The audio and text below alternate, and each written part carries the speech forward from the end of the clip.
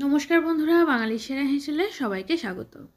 आजके जिंजार कैंडी बा आदार गुलिर रेसिपि आपनादेर साथे शेयर करब। आमादेर अनेकेरই गला खुशखुशे बा एकटा सर्दी काशिर भाव थाके, तो विशेष करे शीतकाले किन्तु एटा प्रायই हये थाके। आर सहजेই এই गला ব্যথা सर्दी काशी बा गला खुशखुशे उपशम करते किन्तु खूब सहजेই बाड़ीते बानिয়ে নিতে পারেন এই জিঞ্জার ক্যান্ডি বা আদার গুলি।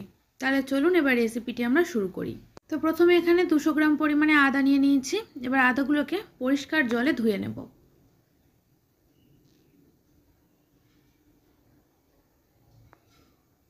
एखाने आमि 200 ग्राम आदा दिये करछि, आपनारा किन्तु अल्प परिमाणे माने 100 ग्राम परिमाणे आदा दिয়েও करते पारेन।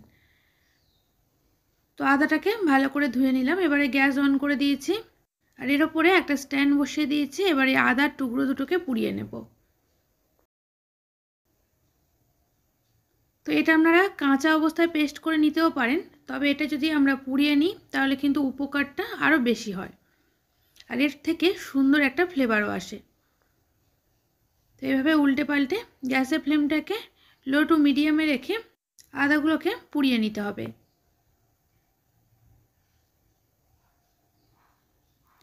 আদাগুলো পোড়াতে এখানে আমার মোটামুটি প্রায় 4 থেকে 5 মিনিটের মতো কিন্তু সময় লেগেছে।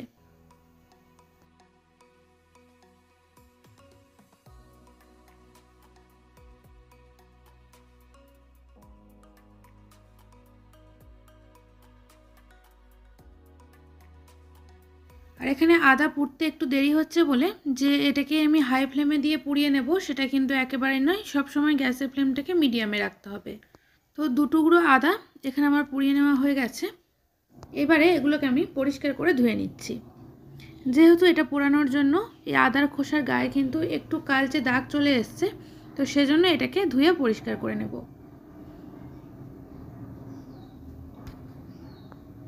আর এই খোসাটা তোলার জন্য কিন্তু আপনারা একটা টিস্পুন নিতে পারেন। টিস্পুন নিলে খুব সহজেই আদার এই পুড়ে যাওয়া খোসাটা উঠে যাবে।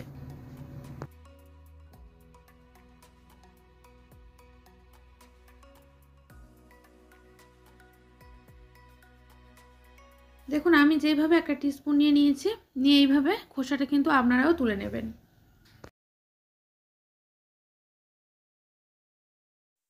আর সমস্ত খোসা যে একেবারে তুলে ফেলতে হবে তারও কিন্তু কোনো মানে নেই। সামান্য পরিমাণে খোসা যদি একটু আদার গায়ে লেগে থাকে তাতেও কিন্তু খুব একটা অসুবিধা হবে না। তো আদা ছাড়িয়ে নেওয়ার পর একটা ছুরি দিয়ে এইভাবে একটু ছোট ছোট করে টুকরো করে কেটে নিচ্ছি।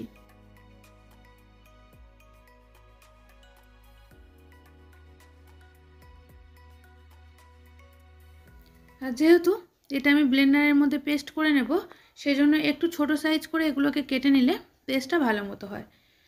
তো সমস্ত আদাগুলো কেটে নিলাম। এবারে একটা ব্লেন্ডারের মধ্যে এই আদার টুকরোগুলোকে দিয়ে দিচ্ছি।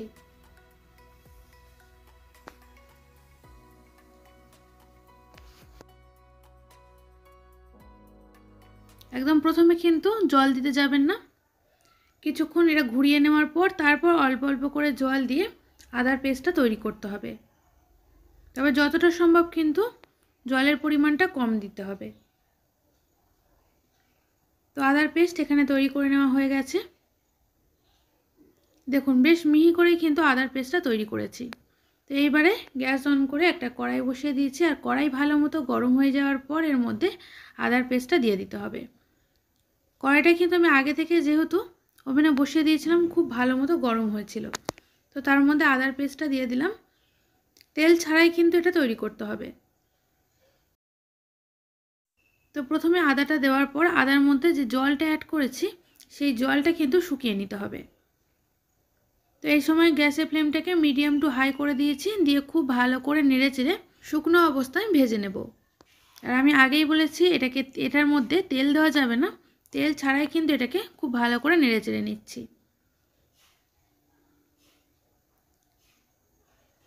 প্রায় এখানে 1.5 থেকে 2 মিনিট সময় ধরে আদার পেস্টটাকে ভালো করে নেড়ে চেড়ে নিলাম। দেখতেই পাচ্ছেন জলটা কিন্তু বেশ শুকিয়ে গেছে। এইবার এখানে অ্যাড করছি 1 বাটি পরিমাণে আখের গুড়। এখানে আখের গুড়ের পরিবর্তে আপনারা চাইলে চিনিও ব্যবহার করতে পারেন, তবে আমার মনে হলো চিনির থেকে আখের গুড়টা আরও বেশি স্বাস্থ্যকর, আর সেই জন্যই এখানে আমি চিনিটা ব্যবহার করলাম না। তো খুব ভালো করে এটাকে নেড়ে চেড়ে নিচ্ছি। আখের গুড়টা কিন্তু গলে গেছে। এই পর্যায়ে খুব ভালো করে আরও কিছুক্ষণ নেড়ে চেড়ে নিতে হবে। কিছুক্ষণ নেড়ে চেড়ে নিলাম। এবার এর মধ্যে কয়েকটা উপকরণ অ্যাড করব। তো প্রথমে দিলাম 1 টিস্পুন পরিমাণে আমচুর পাউডার, এরপর দিচ্ছি হাফ টিস্পুন পরিমাণে বিট লবণ। তো এখানে আমি বিট লবণই ব্যবহার করছি, নর্মাল লবণ এখানে আমি ব্যবহার করলাম না। তো এবারে দিচ্ছি 1/4 টিস্পুনের একটু বেশি পরিমাণে গোলমরিচ গুঁড়ো। তো এই তিনটে উপকরণ দিয়ে দিলাম। এবারে খুব ভালো করে সব কিছু একসাথে মিশিয়ে নেব।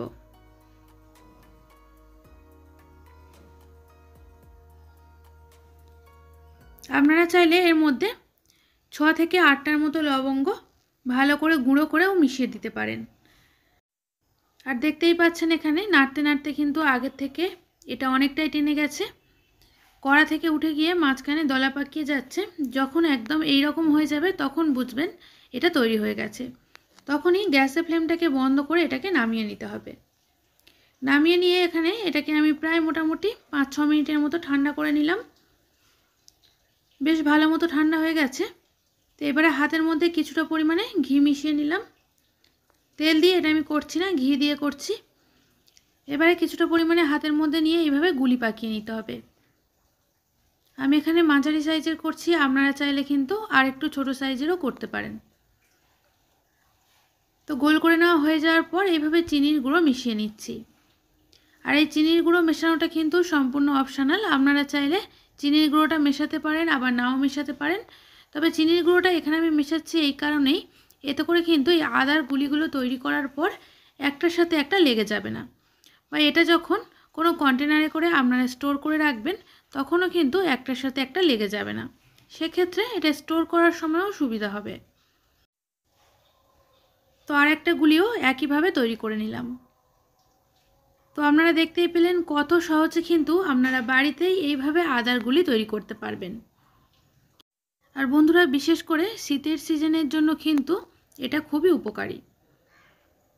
তো আমার আজকের রেসিপি আপনাদের কেমন লাগলো অবশ্যই করে জানাবেন। ভালো লাগলে লাইক আর শেয়ার করতে ভুলবেন না। আর আমার থেকে নিত্য নতুন রেসিপি পেতে চ্যানেলটি সাবস্ক্রাইব করে পাশে থাকা বেল বাটনটি প্রেস করে দেবেন। তাহলে আমি যখনই আমার চ্যানেলে কোনো নতুন ভিডিও ছাড়বো তার আপডেট আপনাদের কাছে খুব সহজেই পৌঁছে যাবে। সবাই ভালো থাকবেন, সুস্থ থাকবেন। ধন্যবাদ।